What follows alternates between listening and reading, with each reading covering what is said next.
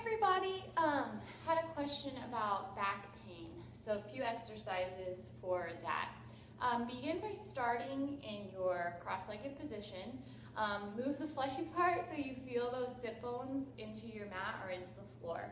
Hands to your hips, and then just begin to rock those hips forward and back. So a lot of times whenever we do this, we'll find our range of motion.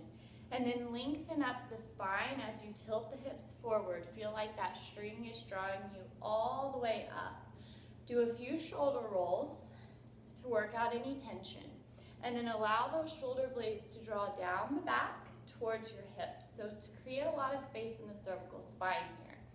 From this position, we'll work all dimensions of the spine by inhaling the arms up, keeping those shoulder blades down, reaching all the way through the fingertips, and then you can exhale into a gentle forward fold. So anytime that we're doing any sort of back exercises, we want to keep those sit bones rooted into the mat and then extend and slowly allow the head to fall. And as you drop that head, you can shake it out, no, shake it out, yes. And you'll just kind of feel that release in the spine lengthening. That's our goal here. As you come up, pull that belly button in towards your spine. Use the abdominals to draw the body back up. Inhale the arms overhead, and then we'll go back. So take those fingertips, point them towards your bottom, and then pull the belly in, lengthen the chest up and out. And then we're gonna knit the ribs together. So what that means, instead of allowing the ribs to splay open, we're gonna keep that knitted, pulling the belly button in, lengthening the spine tall, and then opening up through the chest and the shoulders, so here. So that upper back pain, neck, stress, everything like that, we're really gonna work it out here. Then inhale the arms all the way up tall, keeping those shoulder blades down, and then we'll take it over one side then the other. So dropping that hand, and then again, we wanna lengthen through the fingertips, but draw the shoulder blade down towards the hips. So instead of hunching and rounding, we're going to lengthen and strengthen. Keeping that opposite hip rooted into your mat, and just work with your range of motion.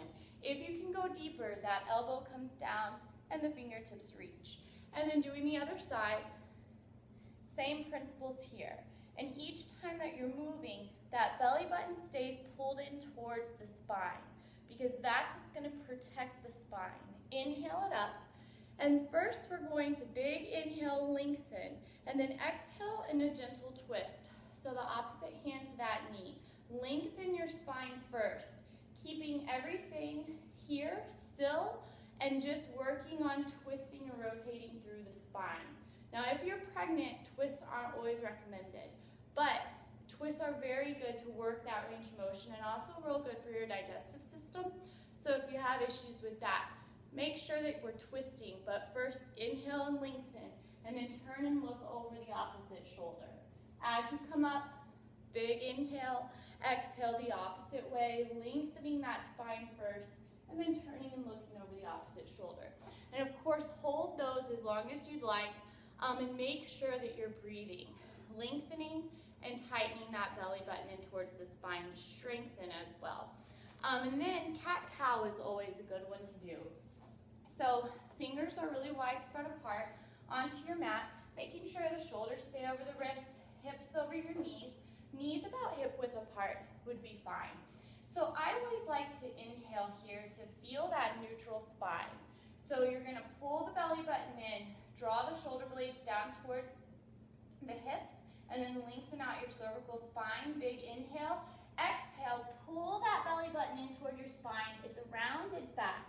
But here, I always like to shake my head out, no, and then shake it, yes. So after my back injury, I was not able to do this at all because I had very little movement in my spine. But I learned to pull my belly button in and really open up the shoulder blades, and then I can feel each vertebrae kind of lengthening out a little bit more.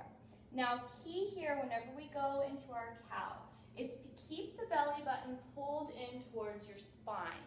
So a lot of times you'll see this and we'll just kind of be hanging out here and the head will be up and the tail will be sticking out, the belly is fallen. So that actually puts a lot of pressure in the low back. So what we want to do or try is to pull that belly button in towards the spine and then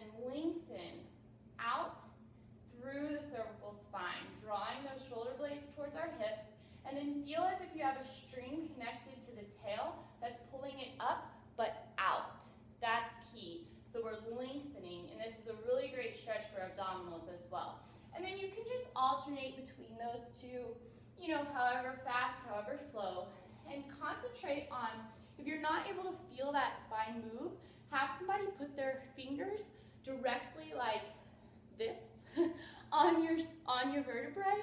So as you move, they move their fingertips. So you can really feel it, especially going through this area, because that's where we don't have a lot of movement in our spine, so that kind of tracks it for you. Then, once you're in that cat, I always like to just kind of shift my weight back and forth to open up the whole body. So try that, kind of doing a modified plank, modified child's pose, and then also opening it up into a big circle around. Just kind of gets the whole body moving and more fluid for the most part, and make sure you go both ways around. Just kind of make the whole body warm up a little bit more. And then from here, you can just come back into your child's pose, which is always great for any sort of back pain. Big toes are going to be together, knees are going to be apart as best you can, and then you sink the hips back first. If you need to place a block here, feel free. If you need to place a block here, feel free. But then we're going to lengthen out through the spine. Keep those hips sinking back, and this is going to be more active. So pull that belly button in towards the spine, and then allow your forehead to come onto the mat. You can stay here for as long as you'd like. Allow those hips to open. Kind of wiggle it back and forth if you need to. And then also, I always enjoy taking my hands to one side and feeling that stretch, making sure that that hip over there stays put. So it's not like we're going to go here and say, oh my gosh, I have a great range of motion. We're going to stay here and find that range of motion. And then again, opposite way as well. For back, those are just a few stretches that you can include every day, watching TV, before, after your workouts. And if you have a pull-up bar, that's my favorite thing to do, is just hang. So I will grab my pull-up bar here. It kind of works your arm strength as well, and it's great. But you can literally feel that spine lengthening out. Also, last thing for today is coming into your yoga squat. So your yoga squat, you can start standing. Feet can be really however far apart you need. Some people can be really, really narrow with this, but it's really due to their ankle flexion, and all of us are different here. Main thing is to keep the foot flat on the ground, elbows in towards that inner knee area. Lengthen up the spine, hands into prayer. And same thing here, we're pulling that belly button in and we're drawing the shoulder blades towards our hips. And so this is going to restabilize that SI joint. Lots of information, and I can tell you more about restabilizing that SI joint if anybody is interested, or if you have any other questions. And I'll also talk to you about how to strengthen the core and the back in some ways soon. Okay, have a great day. Tell them bye, Lily.